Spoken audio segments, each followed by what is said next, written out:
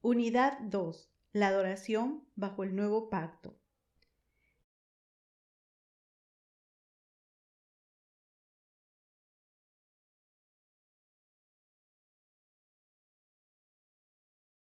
En esta unidad continuamos nuestra exploración bíblica del tema de adoración al ver cómo continúa y cambia en el Nuevo Testamento por el cumplimiento de Jesús del Antiguo Testamento. Sección 1. Jesús y el templo.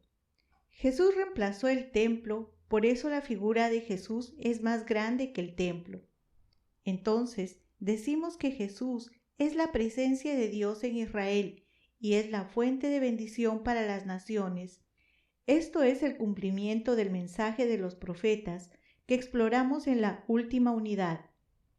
En la conversación con la mujer samaritana en Juan capítulo 4, Jesús dijo que habría una nueva manera de relacionarse con Dios.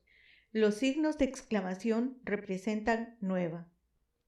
No como la adoración falsa de los samaritanos, ni como los judíos. ¿Cómo puede ser? Por la cruz y su resurrección, Jesús iba a construir el nuevo templo, y por la presencia del Espíritu en los creyentes, el Padre va a tener adoradores de todas las naciones. Esta diferencia con el Antiguo Testamento nos muestra que lo que vimos allá era una sombra de lo que llega con Jesús. En Juan capítulo 3 vemos cómo la conversación acerca del Espíritu conectado con la verdad, la letra B, significa que nadie puede ser parte del reino, sino por el nacimiento de nuevo por el Espíritu, que sabemos viene por la cruz. Es decir, solo es posible saber la verdad acerca del Padre y de su reino, y entonces poder adorar verdaderamente con la ayuda del Espíritu. Además, vemos que el vocabulario usado para el homenaje de un israelita verdadero hacia Dios en el Antiguo Testamento es adaptado para describir la relación que tenemos con Dios en Cristo, una relación sin sitio terrenal, pero Cristo es el lugar de la relación y bendición. Honrar al Padre requiere honrar al Hijo. Este reconocimiento de Cristo es el homenaje. En Mateo 28 vemos el homenaje a Cristo como una respuesta y otra respuesta en el mandamiento de proclamar esta autoridad de Jesús al mundo. Es después de la cruz que vemos la adoración de Jesús en Lucas capítulo 24, cuando los discípulos le alabaron al reconocer verdaderamente quién es. Sección 2. El sacrificio de Jesús y la adoración en el nuevo pacto. La sección 1 exploró el tema de quién es Jesús. Esta parte se trata de lo que hizo Jesús en su sacrificio. En Romanos capítulo 2, Pablo describe la falta de reconocimiento de Dios como Dios por parte de la humanidad y la coronación de nosotros mismos y nuestros deseos, resultando en el juicio. En Romanos capítulo 3, Pablo describe la cruz como el sacrificio que quitó el enojo de Dios, es decir, el sacrificio de propiciación que cumplió los sacrificios del Antiguo Testamento.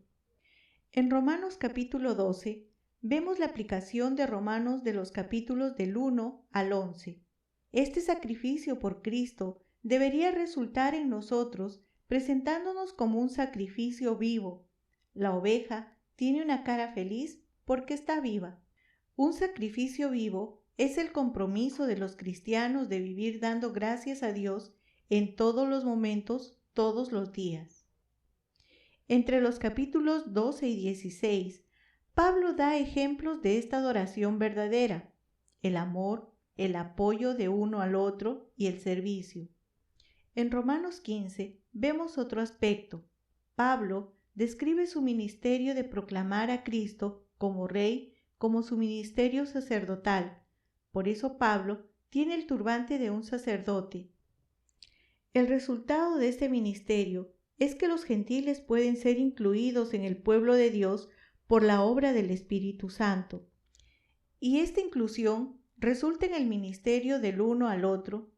En el caso de esta carta, es la ofrenda a los pobres en Jerusalén. Saltemos a Hebreos capítulo 5 para ver otra implicación del sacrificio de Cristo, dado que Jesús tenía reverencia a Dios incluso en la cruz. Es posible que adoremos a Dios verdaderamente. Esta adoración es una vida comprometida completamente como nuestra respuesta a lo que Dios nos dio en Cristo. Sección 3. Acercarnos a Dios por medio de Jesús como sumo sacerdote. Otro aspecto de la obra de Cristo es su papel como mediador. Un aspecto importante es el contraste entre la repetición en el Antiguo Testamento con la naturaleza eterna de lo que hizo Jesús. En Hebreos capítulo 10, el autor dice que Jesús cumplió el sacerdocio. Por eso la figura de Jesús tiene el turbante y el pectoral del sumo sacerdote.